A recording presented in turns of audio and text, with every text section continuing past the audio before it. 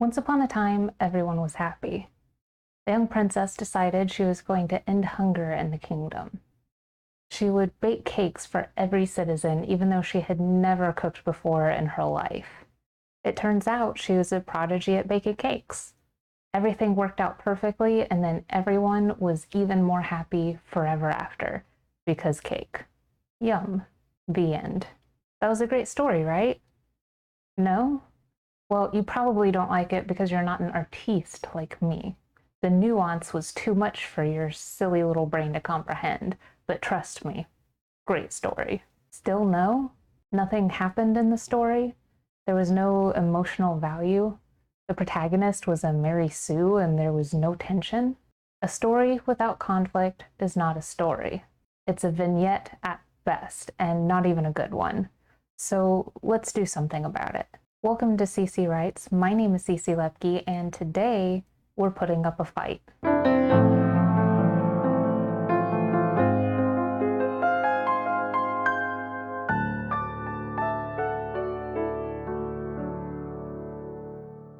I've said it before, I'll say it again, a million times over will I shout this from the mountaintop until not a single person on the planet can be left with any doubt.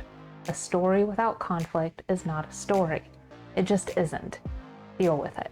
But since this is my one and only unbreakable rule of writing stories, it stands to reason that I need to do more than just talk about it. That's why today I'm sharing all about how to create conflict in stories. Now, I've talked about problem and solution-oriented writing before.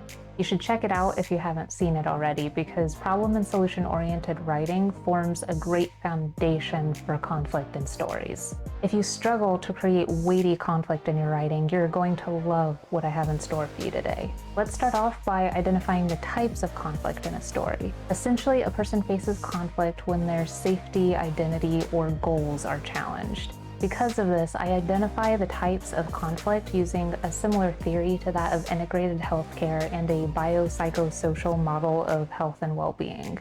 It's actually a lot simpler than it sounds. Basically, there are 5 areas in a person's life that determine their well-being: physical, mental, spiritual, social, and financial. If a person struggles in one area, it can throw every other area out of balance and result in devastating consequences in their life. Therefore, story conflict can be categorized by the challenges faced in one of these 5 areas. And those challenges can be either direct or indirect depending on the situation. Before I get into how to use this categorization system to your advantage in writing, let's go over each category as it relates to your stories, starting with physical conflict. Physical conflict in a story refers to damage or challenges to the body. A direct physical conflict can be a fist fight or a race. If a conflict is directly physical, then it's more about overcoming an opponent through physical prowess.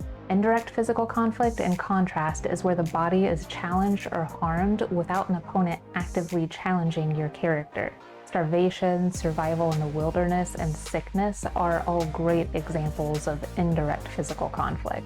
Indirect physical conflict is typically about survival. Next, let's deal with mental conflict. Mental conflict refers to damage and challenges to the mind. Starting to see a pattern here? Good. Your character's mind can face direct challenges through puzzles and mysteries. These are usually challenges of intelligence. An indirect challenge is faced through mental health concerns and trauma. These are challenges of emotion. Separate, but still closely related to the mind, is the spirit, which leads us to spiritual conflict.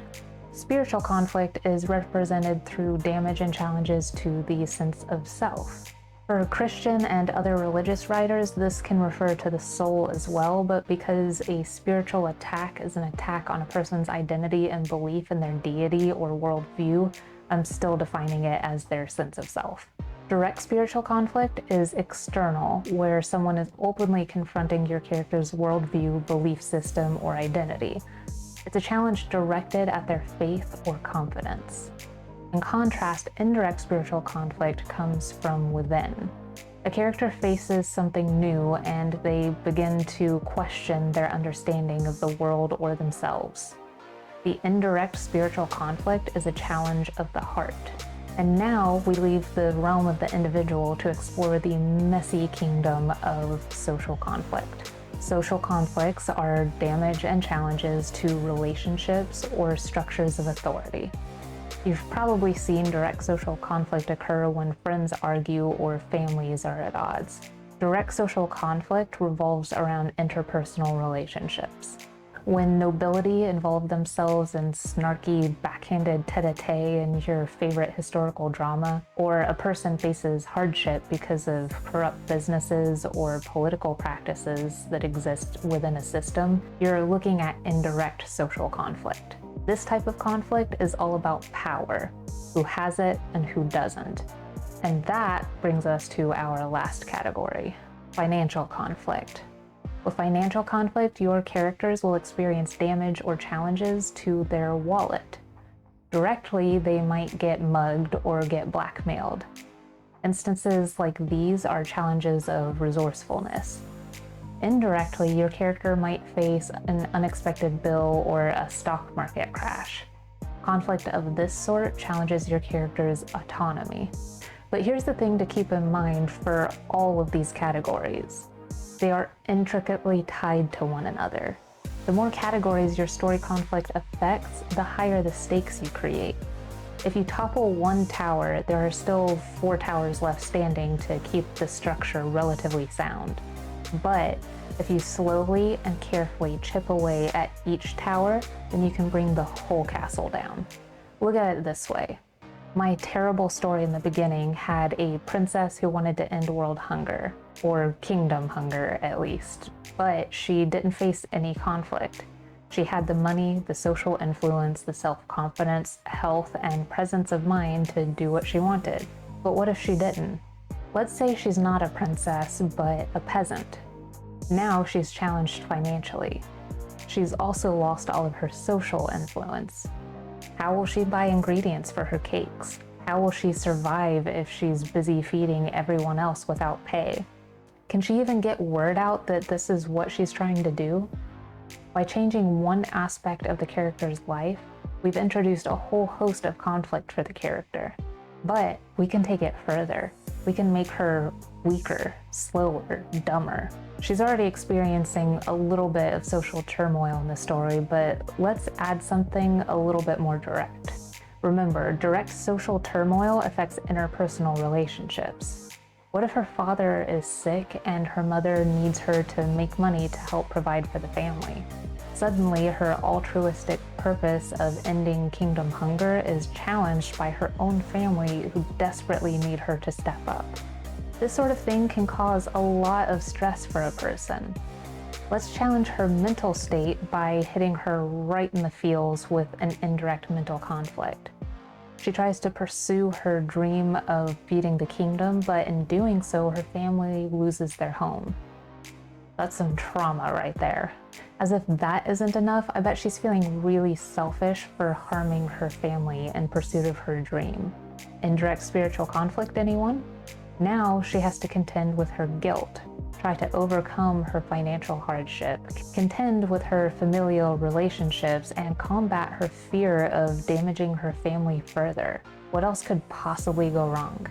Well, what if a rival cake company hears about her giving away food and decides to take action?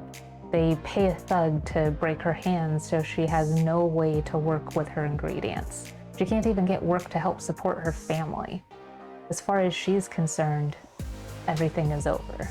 And that, my friends, is how you storm a castle. You'll notice that for each subsequent area of conflict added to the story, the tension grew significantly.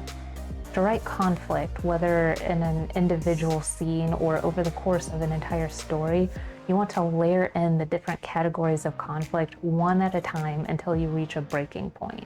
There should always be the feeling that your character is slowly losing all of their support structures, right up until the resolution. Doing it this way will make your character feel more three-dimensional and make their actions feel all the more precarious, as if the whole building could come crashing down at any moment. If you want a better idea of how to include conflict on the scene level, I would encourage you again to watch my video about problem and solution-oriented writing. It will help you so much, and I even show an example of the story map that I like to use for my own stories. You should get a lot out of it, so please check it out. Using these two lessons together should help your conflict writing game improve significantly. Layering the 5 types of conflict into your work and arranging it around problem and solution-oriented storytelling creates such a sense of drama and danger that you'll be able to keep your readers on edge until the very last word. If you liked learning about the 5 types of story conflict and want to see more from me about how to write, check out the video on top where I talk about how to craft metaphors. Otherwise, click on the bottom video to see what YouTube recommends. As always, thank you so much for joining me today on CC Writes. I hope you enjoyed our time together, and I will see you later.